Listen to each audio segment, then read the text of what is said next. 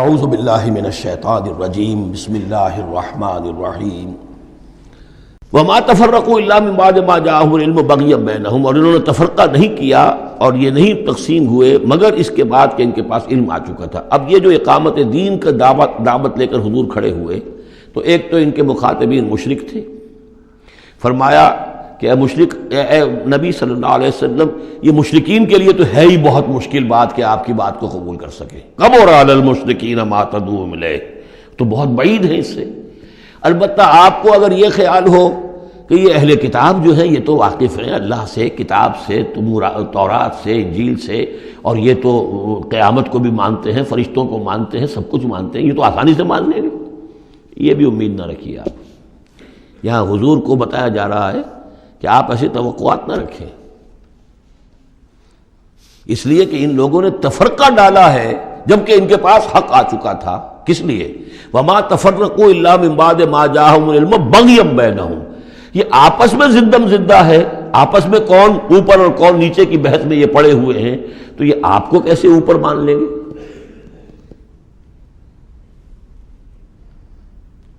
آپ کا قبلہ کیسے مان لیں گے؟ یہ ایک دوسرے کا قبلہ نہیں مانتے، یروشلم دونوں کا قبلہ ہے لیکن ایک نے شرقی کر لیا، ایک نے غربی کر لیا۔ جب اہل کتاب جو ہے آپس میں جھگڑ رہے ہیں، لڑ رہے ہیں، وَهُمْ يَتْلُونَ الْكِتَابَ، اور جبکہ وہ پڑھ رہے ہیں ایک ہی کتاب۔ قالت اليهود ليست النصارى على شيء وقالت النصارى ليست اليهود على شيء وهم يتلون الكتاب۔ تو اے نبی آپ کو کیسے مان لیں گے؟ توقع نہ رکھیے۔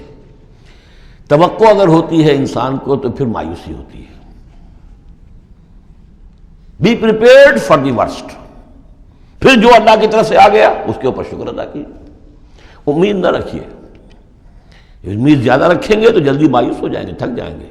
کبر علی المشرکین، اب یہ دیکھیے اقامت دین کی جد و جہد اتنی مشکل شے ہے کہ حضور سے کہا جا رہا ہے کہ آپ جلدی کامیابی کی توقع نہ رکھیں۔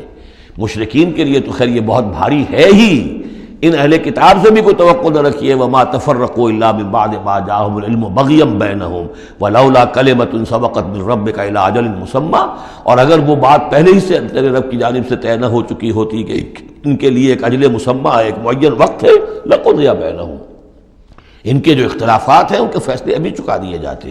وَإِنَّ الَّذِينَ أُورِثُوا الْكِتَابَ مِن بَعْدِهِمْ، اور جو لوگ کتاب کے وارث ہوئے ہیں ان کے بعد، لَفِي شَكٍّ مِّنْهُ مُرِيبٍ، وہ دھوکے میں پڑے ہوئے ہیں، شکوک و شبہات میں مبتلا ہو گئے ہیں۔ جب اللہ تعالیٰ کسی امت کو کتاب دیتا ہے اور اس امت کے اندر جو ہے پھر وہاں کے نوجوان فرض کیجئے تیسری چوتھی پانچویں نسل میں آ کر دیکھتے ہیں کہ جو اس کتاب کے عالم ہیں، پڑھنے پڑھانے والے ہیں، آپس میں دست و گریبان ہیں، لڑ رہے ہیں، ان کی زندگیوں کو بھی ہم دیکھتے ہیں تو وہ بھی اسی طرح کے دنیا دار ہیں جیسے ہم ہیں، تو ان کا اعتماد کتاب پر سے اٹھ جاتا ہے کہ ہم نے تو یہ کتاب پڑھی نہیں، انہوں نے تو پڑھی ہوئی ہے، یہ تو اس کتاب کو پیے ہوئے ہیں، اور پھر ان کا کردار یہ ہے۔ تو کیا ہے اس کتاب میں؟ پھر ذرا نوٹ کیجئے اس کو۔ وَإِنَّ الَّذِينَ أُورِثُوا الْكِتَابَ مِن بَعْدِهِمْ لَفِي شَكٍّ مِّنْهُ مُرِيبٍ، ان کے اندر شکوک و شبہات، ریب پیدا ہو جاتے۔ فَلِذَلِكَ فَادْعُ، فَلِذَلِكَ فَادْعُ، تو اے نبی آپ اسی کی دعوت دیتے رہیے، دیتے رہیے۔ ذالکہ کا اشارہ کدھر ہوگا؟ ان اقیم الدین، اقامت دین کی دعوت دیتے رہیے، دیتے رہیے۔ وَاسْتَقِمْ كَمَا أُمِرْتَ، آپ کو اقامت دین کا حکم دیا گیا ہے، دین کو غالب کرنے کی جد و جہد کے لیے آپ کو بھیجا گیا ہے، آپ اسی پر جمے رہیے۔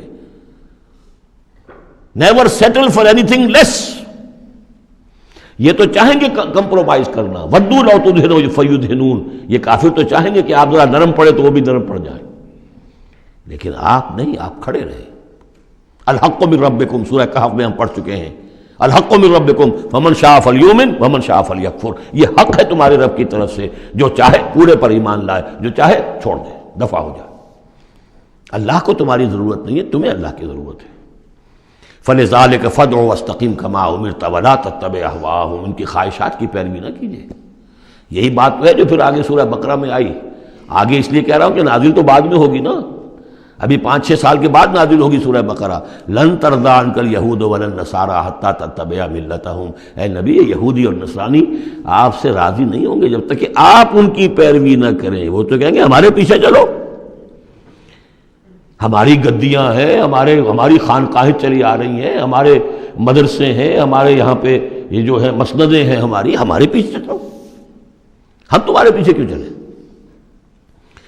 بڑی اہم ہے یہ 3 آیتیں، بڑی اہم ہے، بڑی اہم ہے۔ شرع لکم من الدین سے شروع ہو کر اور یہ 15ویں آیت، ان فلذلک فادع واستقم کما امرت ولا تتبع اهواءهم وقل آمنت بما انزل اللہ من کتاب، اور کہہ دیجئے کہ میرا ایمان تو ہے اس کتاب پر جو اللہ نے نازل کی ہے۔ یہ گویا کہ خلاصہ آ گیا یہ سورہ حامیم سجدہ کا، وہ کتاب 6 دفعہ جو کتاب کا ذکر اس میں آیا ہے، اس کی دعوت ہے تو اس کتاب کے ذریعے سے، استقامت ہے تو اس کتاب کو پڑھنے سے استقامت ہوگی۔ اتل ما اوحی الیک من کتاب ربک واقم الصلاۃ ان الصلاۃ تنہی عن الفحشاء والمنکر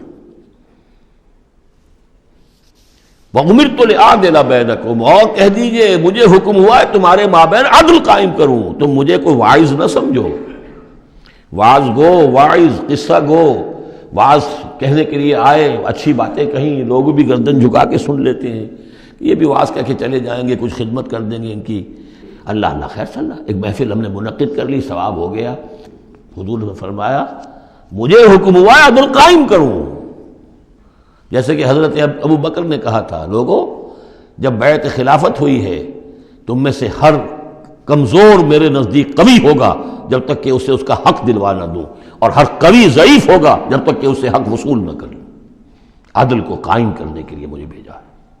وَأُمِرْتُ لِأَعْدِلَ بَيْنَكُمْ اللہ ربنا وربکم، ویسے اللہ ہمارا بھی رب ہے تمہارا بھی رب ہے، لنا اعمالنا ولکم اعمالکم، ہمارے لیے ہمارے اعمال ہے تمہارے لیے تمہارے اعمال ہے، لا حجت بیننا، آپس میں حجت بازی کرنے کا کوئی فائدہ نہیں۔ اللہ یجمع بیننا، اللہ ہمیں جمع کر دے گا، یا تو اس دنیا میں جمع کر دے گا۔ یہ ان لوگوں سے بات کہی جا رہی ہے جو کچھ نسبتاً قریب ہوتے ہیں، تو کہتے ہیں نہیں اس طرح نہ کرو، اس طرح کر لو، مقصد تو تمہارا ٹھیک ہے، طریقہ کار یہ نہیں، یوں کرو۔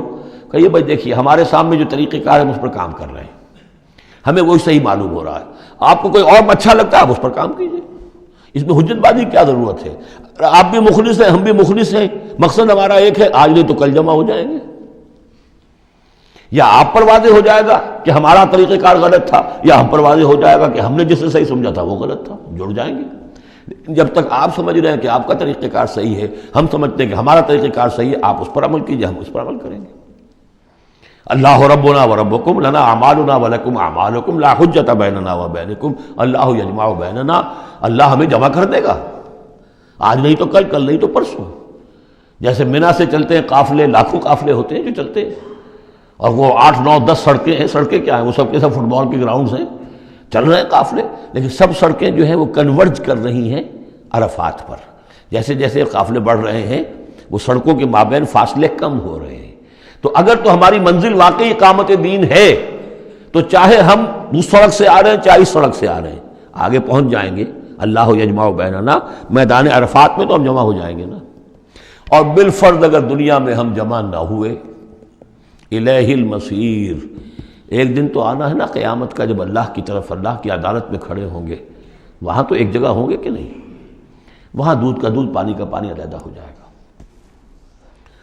والذین یحاجون فی اللہ من بعد ما استجیب لہ حجتہم داحضۃ عند ربہم، اور وہ لوگ جو اللہ کے بارے میں حجت بازی ہی میں لگے رہے اس کے بعد بھی کہ بہت سے لوگوں نے اس کی دعوت پر لبیک کہہ دی ہے، یعنی السابقون الاولون میدان میں آ گئے ہیں، اور اب تو انتظار ہے کہ والذین تبعوہم بإحسان، اب لوگ آئیں، جوق در جوق آئیں، فوج در فوج آئیں، لیکن جو لوگ اب بھی کھڑے ہوئے حجت بازی کر رہے ہیں، حجتہم داحضۃ عند ربہم، ان کی حجت بازی ان کے رب کے نزدیک بالکل پسپا ہے، پادر ہوا ہے، اس کی کوئی حیثیت ہی نہیں۔ وعلیہم غضب، اور ان پر اللہ کا غضب ہے، ولہم عذاب شدید، اور ان کے لیے سخت عذاب ہے۔ صدق اللہ العظیم۔